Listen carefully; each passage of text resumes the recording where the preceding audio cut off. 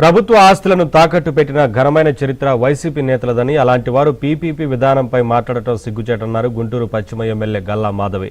PPP విధానం అంటే ఏంటో కూడా కనీసం పరిజ్ఞానం లేకుండా వైసీపీ విషం చెబుతోందని మండిపడ్డారు. కూటమి ప్రభుత్వం ప్రజలకు మేలు చేసే ప్రతి పనిని వైసీపీ అడ్డుకుంటోందని ఆగ్రహం వ్యక్తం చేశారు.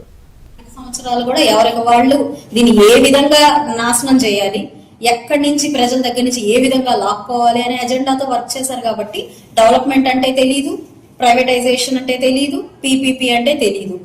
నాయకులు ఎవరైనా కానివ్వండి, ఎంత అనుభవజ్ఞులైనా కానివ్వండి, ఎన్నో గొప్ప గొప్ప పదవులన్నా వాళ్ళు చేసి రానివ్వండి, కానీ ఎజెండా ఏంటంటే ఇక్కడ కంపల్సరీగా కూటమి ప్రభుత్వం ఏది చేపట్టినా దాన్ని కౌంటర్ చేయాలి. కూటమి ప్రభుత్వం ఇదిగో పులి అంటే ఇదిగో తోక అంటే అదిగో పులి అనాలి. అది ఎజెండా. ఇంకా రెండో ఎజెండా ఏం లేదండి. ఇక్కడ జనాలకి ఏం జరుగుతుంది అన్నది, జనాలు ఏం నష్టపోతున్నారు లేదంటే దేంట్లో లాభపడుతున్నారు అన్న కాన్సెప్ట్ ఇక్కడ ఎవరికి లేదు. ఓన్లీ వాళ్ళు ఏది చేపట్టినా మాట్లాడాలి మనం అనే ఒక్క